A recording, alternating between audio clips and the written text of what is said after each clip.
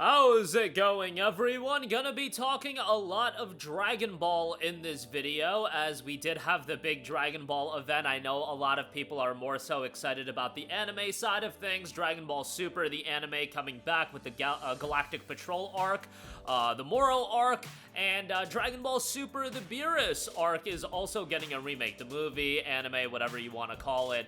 And a lot of reason to be excited. There's also a lot of developments in the video game world, as there's a brand new Dragon Ball game that's been announced that's pretty interesting to me. Some people are viewing it essentially as Xenoverse 3, but a new game project in Age 1000 has been announced. Now, that is not the final name for the game, and the game will be dropping in 2027. We'll talk all about that. Sparking Zero, which is a game that I really enjoyed. I know people had their issues with it. That has gotten a significant update, and we'll talk all about that.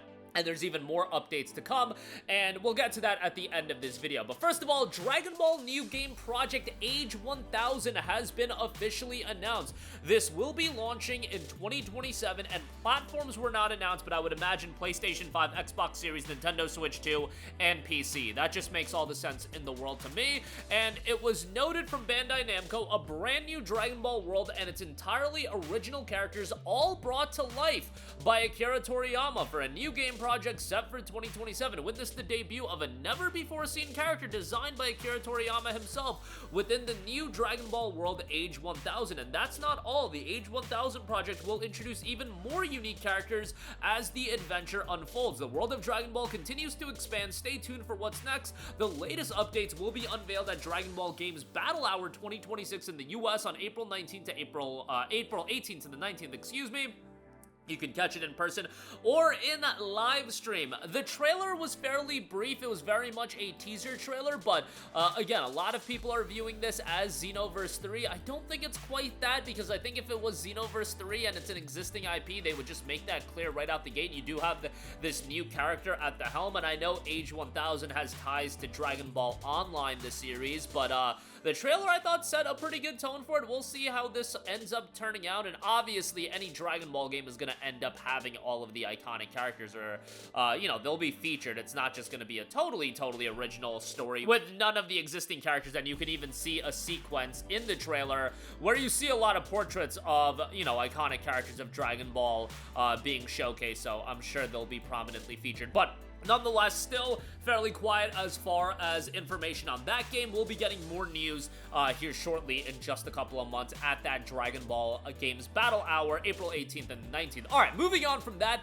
Dragon Ball Sparking Zero has gotten a significant update as well. A patch just dropped today, and new downloadable content will be coming as well. And they've put out a roadmap for the game. So, for the patch that just dropped today, there's some new changes and adjustments to game modes. Main menu added Ultimate Battle to the main menu and moved Custom Battle into the Ultimate Battle section. Mission 100 added a new solo play mode. Mission 100 within the newly added Ultimate Battle Versus added a new CPU difficulty level, Ultra, above Super, and Custom Battle in Edit mode increased the maximum CPU level to 21. There were also changes and adjustments to the battle system, various adjustments to mechanics, skill changes and adjustments, blast changes and adjustments, and some other changes. This is a free patch and an update. Now, come spring, a survival mode will be added as well. The new downloadable content is described as massive and packed with new playable characters, costumes, moves, stages, and a new mode, and more. And some of the new characters already unveiled: Super Android 17, which I know a lot of people were waiting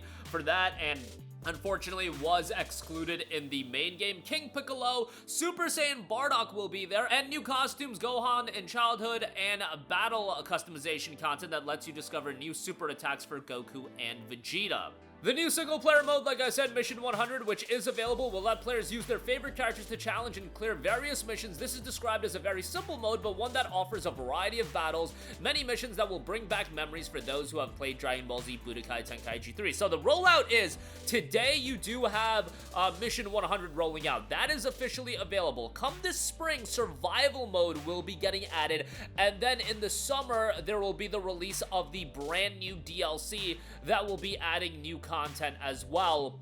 and that'll be offering major new content and new characters, things of that nature. The game is also now available on Nintendo Switch and Switch 2. I don't know how they got this game running on the original Nintendo Switch, but that version will be rolling out DLC as well, and you can be looking forward to that. Sparking Zero is a game that had just an immense amount of hype and anticipation. I remember the lead up to that game was enormous, and I think for a lot of people, it did show that nostalgia kind of has a shelf life. The game was exactly what I wanted it to be. It was a game that, much like the original Tenkaichi and Tenkaichi 2 and 3, I have friends over, we pop it in every now and again, we have some fun times with some wild Dragon Ball characters, and it's a flashy, engaging game in that regard. Was I looking for a game with a significant competitive scene and getting into the game competitively? No! If you were looking to get into it for that reason, I could understand why you were disappointed, but I feel like the single player offered a lot of content that was enjoyable and fairly rewarding to go through, with all the different campaigns and whatnot.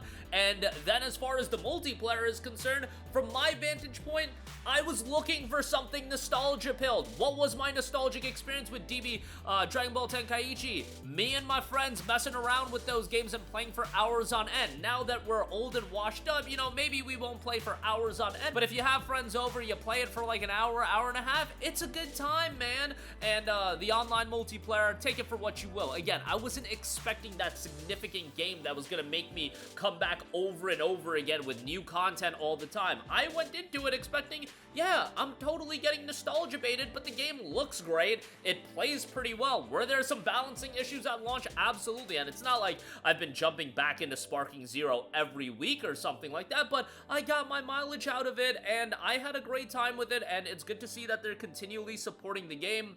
It'll be interesting to see what other DLC they have planned, because these Dragon Ball games, you guys, they keep them supported for a long time. Xenoverse 2 was still getting DLC. I know some people aren't crazy about how much support Xenoverse 2 has gotten, but Kakarot's still getting DLC. It just got the second part of the Daima DLC, and I wouldn't be surprised if Kakarot ends up getting more DLC. Sparking Zero only came out in 2024, but still continually getting DLC as well. And, you know, I probably won't go back and check it out every month, every week, nothing like that, but after a certain point when there's significant content updates, I'll go back and play through it and see what's up. But again, I had a great time with it, and I just thought it was a ton of fun. As somebody that grew up with Tenkaichi, it's exactly what I personally wanted. But that is gonna do it for me. Again, a brand new Dragon Ball game project has been unveiled in Age 1000. That'll be due out in 2027, and Sparking Zero has gotten major DLC. Mission 100 is a free update available for everyone, and